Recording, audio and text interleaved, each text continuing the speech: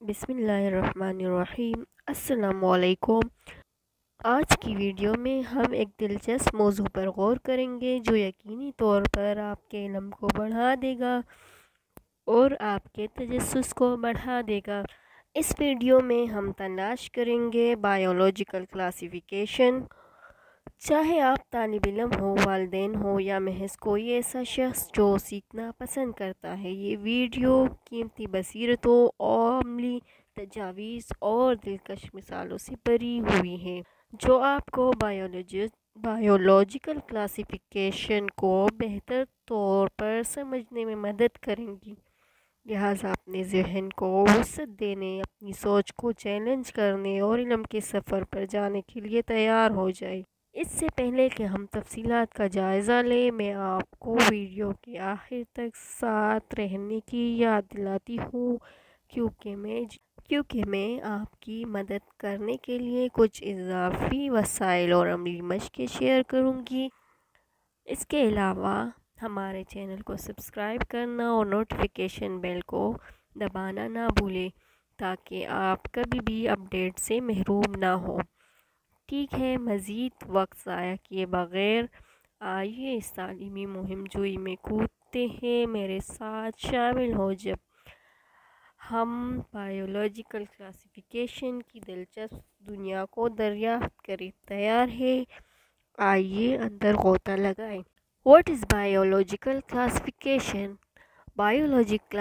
Biological classification, also known as taxonomy, is a system used to categorize and organize living organisms based on their shared characteristics. It provides a way to understand the diversity of life and establish relationships between different species. Biological classification، جسے ٹیکسانومی بھی کہا جاتا ہے، ایک ایسا نظام ہے جو جانداروں کو ان کی مشترکہ خصوصیات کی بنیاد پر درجہ بندی اور ترتیب دینے کے لیے استعمال کیا جاتا ہے۔ یہ زندگی کی تنوع کو سمجھنے اور مختلف انواع کے درمیان تعلقات قائم کرنے کا ایک اہم طریقہ فراہم کرتا ہے۔ بایولوجیکل کلاسیفیکیشن کی نوعیت وسیع ترین کیٹیگری سے شروع ہوتی ہے جو کہ ڈومین ہے، اور مزید اسپیسیفک کیٹیگریز میں جاتی ہے جن میں kingdom, phylum, class, order, family, genus اور اسپیشیز شامل ہیں۔ یہ کیٹیگریز، جنہیں ٹیکسانومکس کے نام سے جانا جاتا ہے، جانداروں کو ان کے مشترکہ مشاہداتی ٹریٹس کی بنیاد پر بڑھتے ہوئے اسپیسیفک گروپس میں رکھنے میں مدد کرتے ہیں۔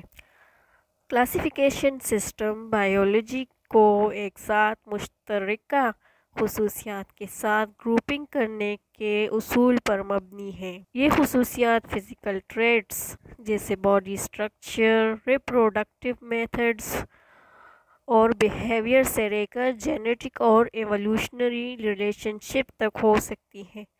مالیکیولر بائیولوجی اور جینیٹک میں ترقی کے ساتھ کلاسیفیکیشن میں انواع کے درمیان ایوولوشنری ریلیشن شپ کو سمجھنے کے لیے جینیٹک انفارمیشن کو تیزی سے شامل کیا جا رہا ہے۔